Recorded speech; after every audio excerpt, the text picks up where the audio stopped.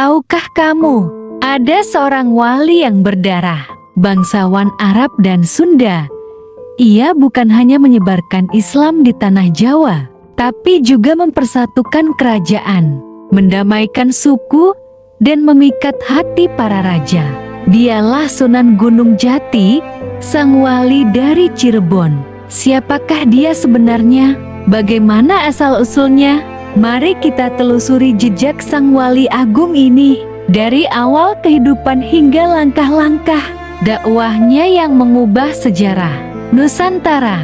Sunan Gunung Jati memiliki nama asli Syarif Hidayatullah. Ia lahir sekitar tahun 1448 Masehi di negeri Arab, tepatnya di wilayah Mesir menurut beberapa sumber. Namun ada juga versi yang menyebutkan ia lahir di Pajajaran, Sunda. Menurut Serat Purwaka Caruban Nagari pasal 7, Sang Prabu, Sang Syarif Hidayatullah punika putranipun Nyai Rara Santang saking Pajajaran. Sinarengan Sang Sultan Makdum, tiang Arab asalipun. Artinya, Syarif Hidayatullah adalah putra dari Nyai Rara Santang, putri Prabu Siliwangi dari Pajajaran, dan Syarif Abdullah, seorang bangsawan keturunan Rasulullah Shallallahu Alaihi Wasallam dari Arab. Dengan demikian, beliau memiliki garis keturunan mulia, yaitu dari Bani Hashim melalui jalur ayahnya, dan dari Raja Besar Tanah Sunda melalui ibunya. Dikisahkan dalam Babat Cirebon bahwa Syarif Hidayatullah saat muda sempat tinggal di Mekah dan Madinah untuk menimba ilmu agama.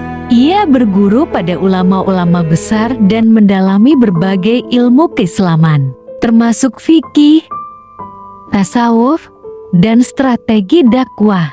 Dalam naskah Kyuna Cirebon disebut, Kanjeng Sunan Hidayatullah ngelmu sampun patut kalawan para wali, pangertenipun agami jangkep, lan budi pekertinipun luhur. Artinya, beliau memiliki ilmu setara para wali, pemahaman agama yang dalam, serta akhlak yang tinggi. Setelah dewasa, beliau kembali ke tanah Jawa sekitar tahun 1470 m. Tujuan utama, beliau bukan hanya mencari kampung ibunya, tetapi juga menyebarkan Islam secara damai. Setibanya di pesisir utara Jawa, ia singgah di Caruban Larang, daerah yang kelak menjadi Cirebon. Saat itu, Caruban sudah menjadi pusat dagang penting yang dipenuhi oleh beragam bangsa: Jawa, Sunda, Arab, Cina, hingga Gujarat. Syarif Hidayatullah tinggal bersama pamannya, Pangeran Walangsungsang, yang telah lebih dulu membangun komunitas Islam di sana. Dalam Purwaka Caruban Nagari pasal 12 ditulis, Pangeran Cakrabuana Walangsungsang ngasta putu tiang Arab. Syarif Hidayatullah dado satunggiling gurulan panutan nagari. Artinya, Pangeran Cakrabuana menjadikan Syarif Hidayatullah sebagai guru dan pemimpin masyarakat. Perlahan namun pasti, ajaran Islam disebarkan, bukan dengan pedang, tapi dengan ilmu, akhlak, dan kasih sayang. Jangan lupa untuk like, komen, dan subscribe ke channel Kisah Hikmah Islami 11, agar kamu tidak ketinggalan kisah episode berikutnya yang lebih seru dan penuh hikmah. Catatan sumber dan referensi: Babat Tanah Jawi, Serat Purwaka Caruban Nagari, disusun oleh Pangeran Arya Karbon. Naskah Kyuna Cirebon koleksi Keraton Kasepuhan, Babat Cirebon versi manuskrip abad ke-17. Tahukah kamu bahwa seorang anak raja dari Mesir dan cucu Prabu Pajajaran pernah datang ke tanah Jawa, bukan untuk menaklukkan, tetapi untuk menyinari bumi Nusantara dengan cahaya Islam? Dialah Syarif Hidayatullah, sang pembawa damai yang kelak dikenal sebagai Sunan Gunung Jati. Setelah menuntut ilmu di tanah suci Mekah dan Madinah, Syarif Hidayatullah mendapat ilham dari Allah. Subhanahu wa Ta'ala untuk melanjutkan perjuangan dakwah di tanah kelahiran ibunya, Tatar Sunda. Beliau pun berlayar menyusuri Samudra Hindia menuju pesisir utara Pulau Jawa. Menurut Serat Purwaka Carubanagari, kapal beliau pertama kali berlabuh di pelabuhan Muara Jati, tak jauh dari daerah yang kelak dikenal sebagai Cirebon. Di sanalah beliau disambut oleh pamannya, Pangeran Walangsungsang, putra Prabu Siliwangi yang telah lebih dahulu memeluk Islam dan menjadi pemimpin di wilayah Caruban Larang. Saking welasing Pangeran Walangsungsang, pinanggihipun kalawan sang kemenakan. Lajeng dipun puji Allah Subhanahu wa Ta'ala lan dipun tarima kagem sinau lan dakwah. Serat Carubanagari, Syarif Hidayatullah tidak langsung berdakwah, namun terlebih dahulu memperdalam strategi dakwah dan pemahaman budaya lokal bersama pamannya. Beliau mempelajari bahasa, adat, dan cara mendekati rakyat dengan lemah lembut. Ia juga belajar seni berdiplomasi dari Pangeran Walangsungsang yang telah merintis dakwah dengan pendekatan sosial dan ekonomi seperti pembangunan pasar, irigasi, dan pembukaan ladang. Syarif Hidayatullah memulai dakwahnya dari lingkungan pasar. Beliau dikenal sebagai saudagar yang jujur dan ulama yang lembut. Ia tidak memaksakan Islam, namun menunjukkan keindahan akhlak Islam dalam keseharian. Penduduk mulai tertarik dan berdatangan. Ia membuka pengajian malam hari di rumah-rumah warga, membacakan ayat Al-Quran dan menceritakan kisah para nabi. Dani sang Syarif Hidayatullah ngedum ilmu Islam kalawan sabar lan lome. On nganggo kekerasan, nanging nganggo tulada. Babat Tanah Jawi. Dengan restu pamannya, ia membangun masjid pertama yang dikenal dengan Masjid Pakungwati sebagai pusat ibadah dan pengajaran. Di sekitarnya berdiri pondok, asar, dan sekolah agama. Syarif Hidayatullah mulai dikenal masyarakat sebagai Kanjeng Sunan, pemimpin spiritual yang dihormati berbagai kalangan, dari petani hingga bangsawan. Dari pesisir kecil bernama Caruban Larang, cahaya Islam perlahan menyebar, dan di balik itu berdiri sosok bijak yang tak pernah mengangkat senjata, melainkan mengangkat ilmu dan akhlak. Itulah awal dakwah Sunan Gunung Jati, sang cucu raja yang memilih jalan wali. Sopo wanji barak ilmu kang becik, temah iku bakal nguripi akhirat. Pitutur Sunan Gunung Jati dalam manuskrip Cirebon kuno. Jangan lewatkan episode selanjutnya tentang perjuangan Sunan Gunung Jati membentuk Kesultanan Cirebon dan menyebarkan Islam ke wilayah lain di Jawa Barat. Subscribe sekarang di channel Kisah Hikmah Islami 11 dan jadilah bagian dari penyebar kisah penuh hikmah. Bayangkan seorang ulama dari Tanah Suci yang tak hanya menyebarkan agama Islam, tapi juga membangun kerajaan. Inilah kisah luar biasa Syarif Hidayatullah, sang Sunan Gunung Jati, yang mempersatukan iman dan kekuasaan untuk menegakkan Islam di Tanah Jawa. Bagaimana ia bisa menjadi seorang sultan, bagaimana rakyat menerima Islam lewat kepemimpinannya. Inilah babak penting dalam sejarah Nusantara. Setelah beberapa tahun berdakwah di Caruban Larang, masyarakat mulai mempercayai dan mengikuti ajaran Syarif Hidayatullah bersama Pangeran Walangsungsang dan Rara Santang. Beliau membangun pemerintahan kecil yang berbasis Islam. Caruban Larang sayaiki dadi nagara Islam saking welas asihipun Gusti Allah Subhanahu wa Ta'ala. Dani kang mimpin Syarif Hidayatullah, Serat Purwaka Carubanagari. Pada tahun 1479 Syarif Hidayatullah resmi diangkat sebagai Sultan pertama Cirebon dengan gelar Panembahan Pakungwati, menempati keraton yang berdiri di dekat Masjid Agung. Sunan Gunung Jati njabat Sultan Caruban, satu kalawan amanah, babat Tanah Jawi, Berbeda dari pemimpin sebelumnya, Sunan Gunung Jati menyatukan syariat Islam dalam pemerintahan. Beliau memerintahkan pembangunan madrasah, masjid, serta memberlakukan hukum berdasarkan ajaran Islam. Sarirakang dadi pemimpin, kudu adil lan takut marang Allah Subhanahu wa Ta'ala. Pitutur Sunan Gunung Jati untuk memperkuat dakwah Islam di tanah Jawa. Sunan Gunung Jati menjalin hubungan erat dengan Kesultanan Demak. Bahkan, ia menikahkan putranya, Maulana Hasanuddin, dengan putri Sultan Trenggono dari Demak. Panembahan Caruban lan Sultan Demak podo gumolongaken agama Rasulullah Shallallahu Alaihi Wasallam. Naskah Tarikh Cirebon. Dengan kekuasaan sebagai Sultan, dakwah Sunan Gunung Jati semakin luas. Ulama dan muridnya disebar ke Indramayu, Tegal, bahkan sampai ke Banten. Ia mengirim putranya, Maulana Hasanuddin, untuk mendirikan Kesultanan Banten. Maulana Hasan, anakipun Sunan Gunung Jati, tindak dateng Banten kang durung Islam. Babat Banten. Sunan Gunung Jati dikenal sebagai pemimpin bijak, murah senyum, dan sangat sederhana.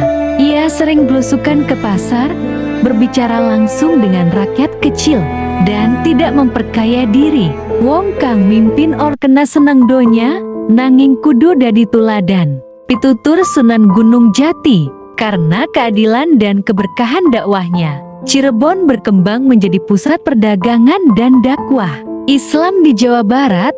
Rakyat dari berbagai daerah datang untuk menuntut ilmu dan berniaga. Walau memimpin pemerintahan Islam, Sunan Gunung Jati tidak memaksa penduduk non-muslim untuk masuk Islam.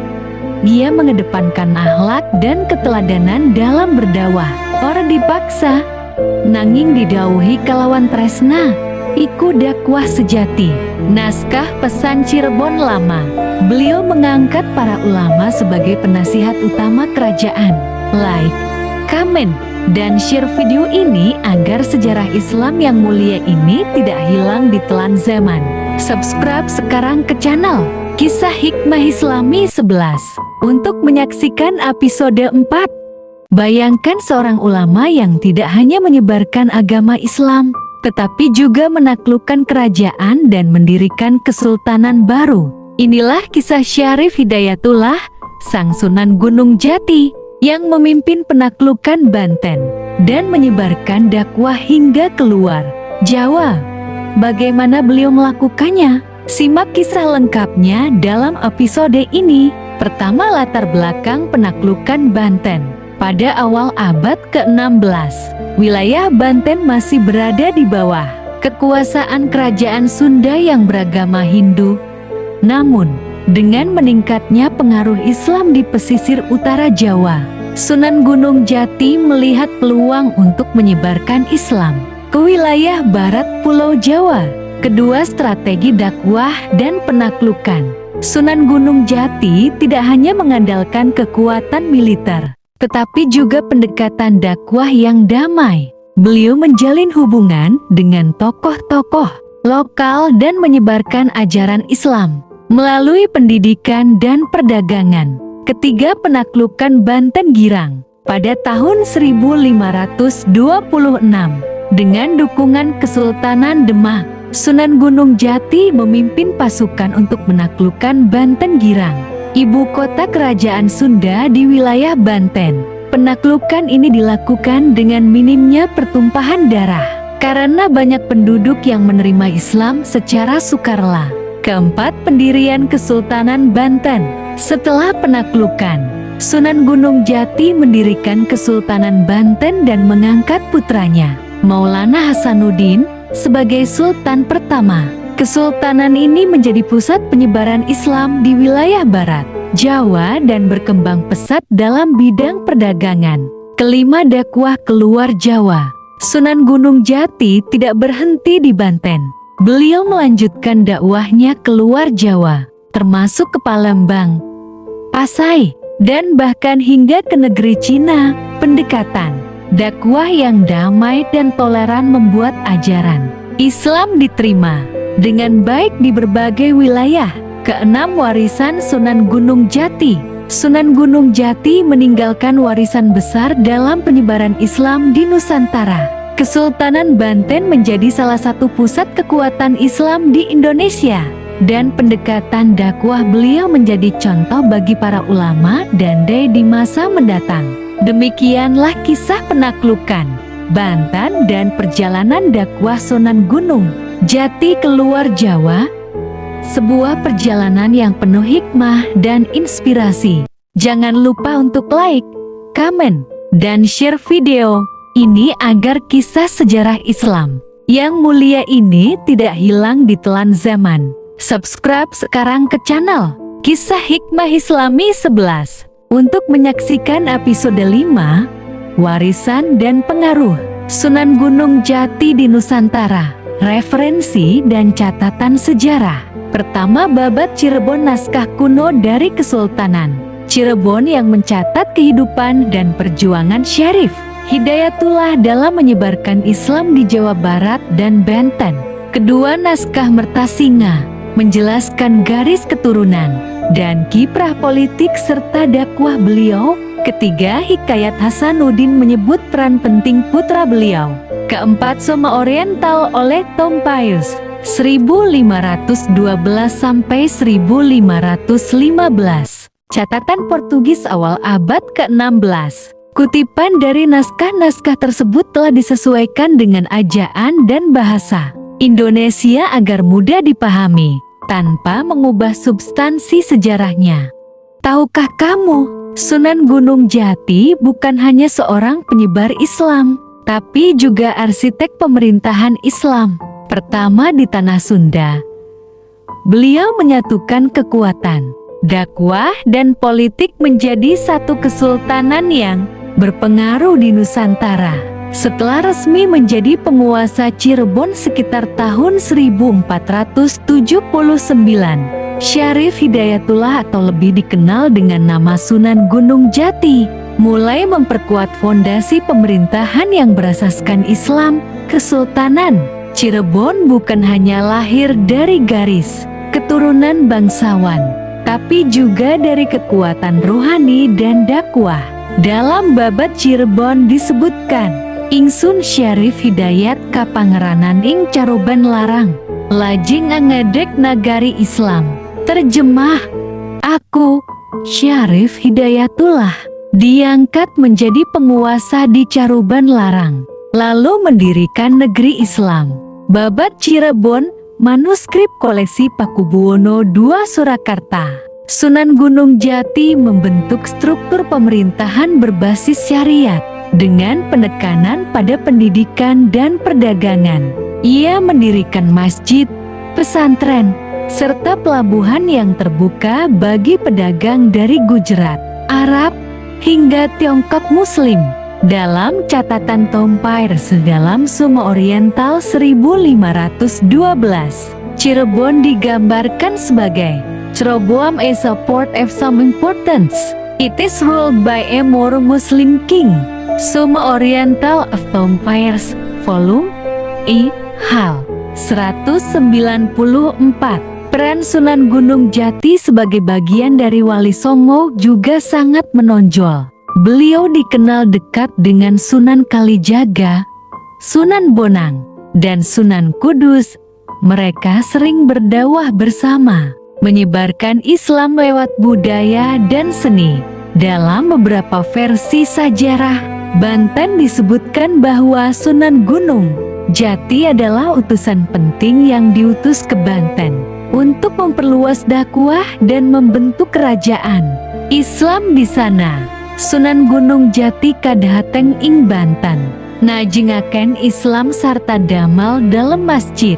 Terjemah, Sunan Gunung Jati datang ke Banten, menyebarkan Islam dan mendirikan masjid. Sejarah Banten, naskah kuno koleksi Museum Nasional. Tak hanya itu, beliau menjalin aliansi kuat dengan Kesultanan Demak. Ia menikahkan anaknya, Ratu Winahon, dengan Pangeran Hasanuddin dari Banten, yang kelak menjadi Sultan Banten pertama. Langkah ini memperkuat jaringan Islam politik dari Jawa Tengah hingga Barat. Puncak kebesaran Sunan Gunung Jati sebagai pemimpin Kesultanan Cirebon tampak dalam pembangunan Masjid Agung Sang Cipta Rasa yang megah, didirikan pada 1489. Masjid ini menjadi pusat dakwah, pengajaran, dan simbol keislaman kota Cirebon. Dalam catatan kolonial Belanda dari De Jungas Opus disebutkan, De Moske van Cirebon is gebouwd door Inhalig Arabiske Vorst Genaamd Syarif Hajat Oilah. Terjemah, masjid di Cirebon dibangun oleh seorang raja suci Arab bernama Syarif Hidayatullah di John J. Opus Rijksarchivladin. Yuk bantu terus sebarkan kisah penuh hikmah ini. Like, comment, dan share agar lebih banyak orang tahu tentang sejarah Islam Nusantara. Jangan lupa subscribe ke channel Kisah Hikmah Islami 11 agar tidak ketinggalan episode 6 tahun-tahun terakhir dan wafatnya Sunan Gunung Jati. Apakah kamu tahu, Sunan Gunung Jati tidak pernah benar-benar lengser dari kekuasaan?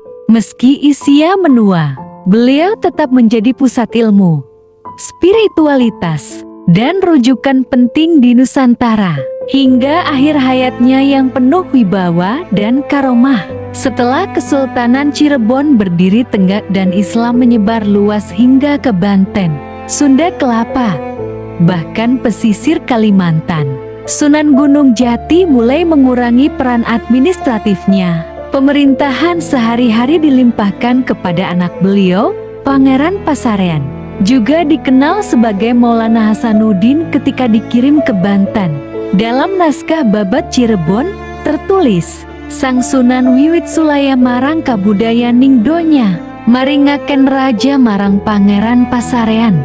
Terjemah, Sang Sunan mulai menjauh dari urusan duniawi, menyerahkan kerajaan kepada Pangeran Pasarean. Babat Cirebon, manuskrip koleksi Pakubuwono II. Namun, meski pensiun dari politik, beliau tetap menjadi pemimpin spiritual dan pusat ilmu tasawuf di Keraton Kasepuhan. Para ulama dari Demak, Banten, dan Palembang sering datang berguru padanya. Dalam naskah Sajarah Banten digambarkan bahwa Sunan Gunung Jati dados kiblating para santri, sinuhun ing ilmu lan hikmah.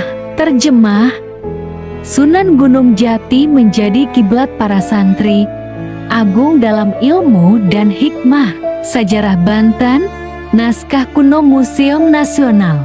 Dari usia 70-an tahun, Sunan Gunung Jati lebih sering berada di Gunung Sembung, sebuah bukit kecil di luar kota Cirebon. Di sanalah beliau mendirikan pasujudan dan pesantren, serta lebih banyak berzikir dan mengajarkan ilmu tauhid. Tahun-tahun akhir beliau dipenuhi ibadah, dizikir, dan menulis. Beberapa murid beliau mencatat ajaran-ajarannya, yang kemudian diteruskan dalam bentuk pituduh, nasihat dalam naskah-naskah lokal. Hingga akhirnya, menurut Babat Tanah Sunda dan catatan tradisi keraton, beliau wafat pada tahun 1570 Masehi dalam usia lebih dari 90 tahun. Sebagian naskah menyebutkan wafat di usia 120 tahun, namun yang disepakati adalah wafat di Gunung Sembung, lalu dimakamkan di kompleks pemakaman yang kini dikenal sebagai Astana Gunung Jati. Dalam naskah keraton disebutkan, punika Sang Sunan kapundhut rasa Gusti Gunung Sembung, kapundhut jumeneng walining langit. Terjemah, Sang Sunan dijemput rahasia ilahi di Gunung Sembung, menjadi wali langit dan bumi. Naskah Keraton Kanoman, Cirebon. Wafatnya Sunan Gunung Jati bukanlah akhir, tetapi awal dari warisan panjang dakwah, pemerintahan Islam, dan jaringan ulama yang bertahan ratusan tahun. Makam beliau hingga kini menjadi pusat ziarah dan pusat spiritualitas di Cirebon. Jika kisah ini menginspirasimu, bantu share dan subscribe agar makin banyak yang tahu tentang warisan para wali di Nusantara. Subscribe sekarang ke Kisah Hikmah Islami 11 dan nantikan sumber dan referensi asli. Pertama, Babat Cirebon koleksi Pakubuwono II Surakarta. Kedua, Sajarah Banten Museum Nasional RI. Ketiga, Naskah Keraton Kanoman Arsip Keraton Cirebon. Keempat, Babat Tanah Sunda Perpustakaan Nasional. Kelima, sumber lisan dan manuskrip dari Astana Gunung Jati, Cirebon.